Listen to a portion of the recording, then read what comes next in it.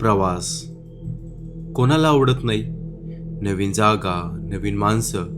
पण कधी विचार केलाय, ज्या गाडीत तुम्ही बसलाय ती गाडी तुम्हाला तुमच्या घरी घेऊन जाणार आहे, की अशा ठिकाणी जिथून परत येण्याचा रस्ताच नाहीये? मित्रांनो, तुम्हाला खात्री आहे का की तुमच्या आजूबाजूला जे घडतंय ते सत्य आहे? स्वागत आहे तुमचं आभासमध्ये, वास्तवाच्या पलीकडचं जग. जर तुम्हाला अशाच अंगावर काटा आणणाऱ्या सत्य आणि काल्पनिक भयकथा ऐकायला आवडत असतील तर आत्ताच आपल्या चॅनेलला सबस्क्राईब करा आणि बेल आयकॉन नक्की दाबा, कारण भीतीचा हा प्रवास आता थांबणार नाहीये. आजची गोष्ट आहे एका अशा बस प्रवासाची जो सुरू तर झाला पण संपला एका भयानक सत्याने. माझं नाव सिद्धार्थ. मी कामानिमित्त कोकणात गेलो होतो आणि परतीचा प्रवास करण्यासाठी रात्रीचे 11 वाजले होते. चिपळूणच्या त्या जुन्या बस स्टँडवर मी एकटाच उभा होतो. बाहेर मुसळधार पाऊस पडत होता. रस्ते सुनसान होते. मला पुण्याची शेवटची गाडी पकडायची होती. स्थानिकांकडून कळलं होतं की रात्री 12 वाजता एक एक्स्ट्रा बस असते जी डायरेक्ट पुण्याला जाते. बराच वेळ वाट पाहिल्यानंतर अंधारातून एक बस येताना दिसली. तिची हेडलाईट पिवळसर आणि डीम होती. ती नेहमीची लाल रंगाची एसटी बस होती, पण तिची अवस्था खूपच जुनी वाटत होती. पत्रे गंजलेले होते. खिडक्याच्या काचांवर धुळीचा थर बसला होता. जणू काही ती बस कित्येक वर्ष डेपोमध्ये पडूनच होती की काय. बस माझ्यासमोर येऊन थांबली. मी आत चढलो. आतलं दृश्य खूपच विचित्र होतं. बसमध्ये लाईट्स नव्हत्या, फक्त बाहेरून येणाऱ्या दिव्यांचा प्रकाश आणि थंडी. बसमध्ये बाहेरच्यापेक्षा थोडी जास्तच थंडी होती. संपूर्ण बसमध्ये फक्त 4 ते 5च प्रवासी होते. सर्वात पुढच्या सीटवर एक म्हातारी बसली होती, जी एकटक खिडकीबाहेर अंधारात काहीतरी बघत होती. मागे एक मध्यमवर्गीय माणूस बसला होता, ज्याच्या हातात एक खूप जुनं वर्तमानपत्र होतं आणि शेवटच्या सीटवर एक 18 ते 19 वर्षाची मुलगी बसली होती. ती रडत होती, पण तिच्या रडण्याचा आवाजच येत नव्हता. मी मधल्या सीटवर जाऊन बसलो. कंडक्टर माझ्या जवळ आला. त्याचा गणवेश मळालेला होता आणि टोपीने अर्धा चेहरा झाकलेला होता. मी म्हणालो, "एक पुण्याचं तिकीट द्या." त्याने माझ्याकडे बघितलं सुद्धा नाही. शांतपणे एक तिकीट फाडलं आणि माझ्या हातात दिलं. मी पैसे देण्यासाठी पाकिट काढलं तर तो विचित्र आवाजात म्हणाला, "नको नको, हिशोब नंतर होईल." आणि तो पुढे निघून गेला. मला वाटलं सुट्टे पैसे नसतील, म्हणून मी सुद्धा गप्प बसलो.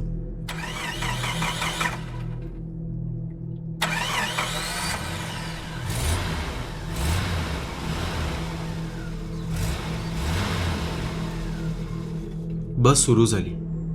कुंभारली घाट सुरू झाला होता. बाहेर पाऊस आणि धुकं इतकं होतं की रस्ता दिसतच नव्हता. पण ड्रायव्हरला कशाचीच भीती वाटत नव्हती. तो वेगाने गाडी चालवत होता. मला भीती वाटू लागली. मी खिडकीतून बाहेर बघण्याचा प्रयत्न करू लागलो, तर मला एक धक्काच बसला. आपण घाटातून चाललोय तर खाली दरी असायला हवी किंवा डोंगर तरी दिसायला हवेत, पण खिडकी बाहेर फक्त काळाभोर अंधार होता. ना झाडं, ना रस्ता, ना दुसरं कुठलं वाहन. जसं काही आमची बस हवेतच तरंगतीये. माझं लक्ष त्या माणसाच्या हातावरील वर्तमानपत्रावर गेलं. बसच्या हेलकाव्यामुळे ते पेपर माझ्या दिशेने झुकले होते आणि त्यावरची तारीख वाचून माझ्या पायाखालची जमीनच सरकली. ती तारीख होती 12 जुलै 2008. आज 2026 चालू आहे. मग हा माणूस 2008चा पेपर का वाचतोय? माझ्या काळजात धस्स झालं. मी आजूबाजूला बघितलं. त्या म्हातारीचे कपडे, त्या मुलीची हेअरस्टाईल, हे सगळं आत्ताच्या काळातलं वाटत नव्हतं. तेवढ्यात ती मागच्या सीटवरची रडणारी मुलगी उठून माझ्या बाजूच्या सीटवर येऊन बसली. तिचे डोळे लाल झाले होते. ती माझ्याकडे बघून काकुळतीने म्हणाली, दादा दादा प्लीज माझी मदत कराल? मी घाबरतच म्हणालो, का काय झालं? ती म्हणाली, मला घरी जायचं. माझे बाबा पुण्यात वाट बघत आहेत. आज माझा वाढदिवस आहे, पण मला वाटत नाही मी घरी पोहोचेन. मला खूप भीती वाटते या ड्रायव्हरची. प्लीज माझ्या बाबांना निरोप द्याल?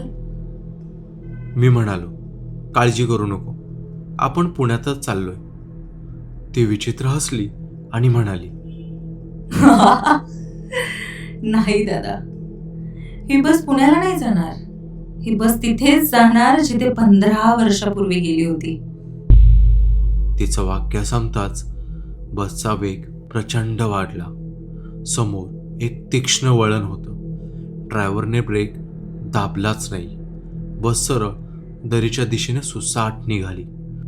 सर्व प्रवासी शांत होते. कोणीच ओरडत नव्हतं. फक्त मीच जीवाच्या आकांताने ओरडत होतो, गाडी थांबवा, ब्रेक दाबा. मी धावत ड्रायव्हरच्या केबिनकडे गेलो. मला स्टेअरिंग फिरवायचं होतं. मी ड्रायव्हरच्या खांद्यावर हात ठेवला आणि त्याला जोरात ओढलं. त्याचं शरीर माझ्या बाजूला वळलं आणि मित्रांनो, जे मी बघितलं ते बघून माझी शुद्धच हरपली असती.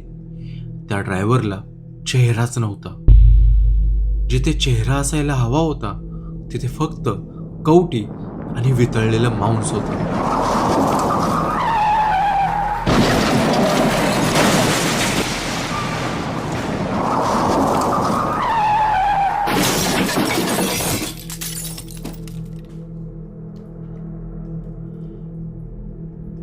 माझे डोळे उघडले तेव्हा मी रस्त्याच्या कडेला चिखलात पडलो होतो. पाऊस थांबला होता आणि सकाळ झाली होती. माझं डोकं ठणकत होतं. मी जिवंत होतो. तो अपघात, ती बस, सगळं गायब झालं होतं. तो एक भास असेल का, मी विचार केला. पण माझ्या खिशात हात घातला तर ते तिकीट, कंडक्टरने दिलेलं ते पिवळं जुनं तिकीट माझ्या खिशात होतं. आणि दुसरं म्हणजे त्या मुलीने मला जाताना एक पत्ता सांगितला होता, पुण्यातील सदाशिव पेठेचा. कुतूहल आणि भीतीपोटी मी पुण्यात पोहोचलो आणि त्या पत्त्यावर गेलो. ते एक जुनं वाडा पद्धतीचं घर होतं. मी बेल वाजवली.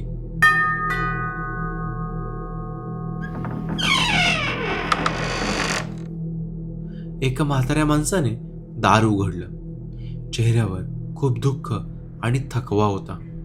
मी म्हणालो, काका, मी रात्री बसने आलो. तिथे एक मुलगी भेटली होती, नेहा नावाची. तिने मला हा पत्ता दिला आणि सांगितलं की बाबांना सांगा की मी घरी येण्याचा खूप प्रयत्न केला.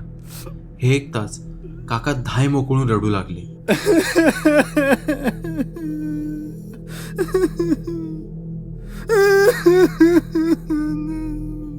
ते आत गेले आणि भिंतीवरचा एक फोटो दाखवला. हीच होती का ती? फोटोला हार घातला होता. मी म्हणालो, हो, हीच ती. पण काका, तुम्ही फोटोला हार का घातलाय? काकांनी जे सांगितलं त्याने माझं अस्तित्वच हातरून गेलं. ते म्हणाले, बेटा, नेहाचा मृत्यू 15 वर्षापूर्वीच झाला आहे. 12 जुलै 2008च्या रात्री कोकणातून येणाऱ्या त्या एसटी बसचा भीषण अपघात झाला होता. ड्रायव्हरला डुलकी लागली आणि बस दरीत कोसळली. त्यातले सर्व प्रवासी जागीच मरण पावले. माझ्या अंगावर काटा आला. म्हणजे मी रात्री भूतांच्या बसमधून प्रवास केला. पण काकांचं पुढचं वाक्य माझ्यासाठी सर्वात मोठा धक्का होता. ते माझ्याकडे एकटक बघत होते. त्यांचे डोळे संतापाने आणि दुःखाने भरले होते. ते म्हणाले, पण तू हे सगळं मला का सांगतोयस? तुला तर हे सगळं माहीत असायला हवं. मी गोंधळलो. म्हणजे मी तर पहिल्यांदाच. काका ओरडले, तू खोटं बोलतोयस. मी तुला ओळखलंय. तू सिद्धार्थ आहेस ना, त्या बसचा ड्रायव्हर? मी थरथरू लागलो. नाही, मी प्रवासी आहे. काकांनी बाजूच्या कपाटातून एक जुना फाईल फोटो काढला. तो त्या अपघाताच्या बातमीचा पेपर कटिंग होता. त्यात ड्रायव्हरचा फोटो होता आणि मित्रांनो, तो फोटो माझा होता. त्याखाली लिहिलं होतं, ड्रायव्हर सिद्धार्थच्या चुकीमुळे 30 लोकांचा बळी, सिद्धार्थचाही जागीच मृत्यू. त्या क्षणी मला सगळं आठवू लागलं. तो पाऊस, ती रात्र, 2008 साल.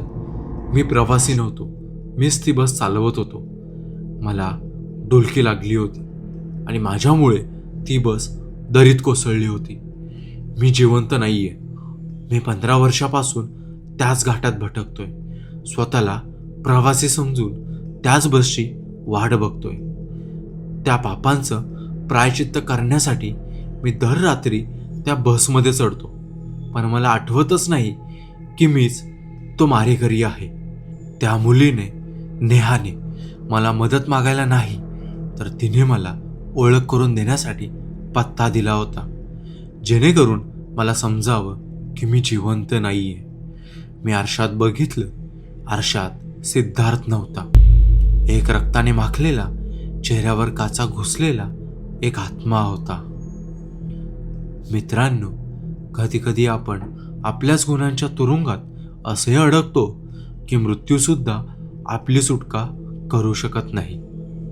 तुम्ही पुढच्या वेळी बसमध्ये चढाल तेव्हा ड्रायव्हरचा चेहरा नक्की बघा. कदाचित तो सिद्धार्थ तर नसेल. शुभरात्री. जर झोप लागली तर.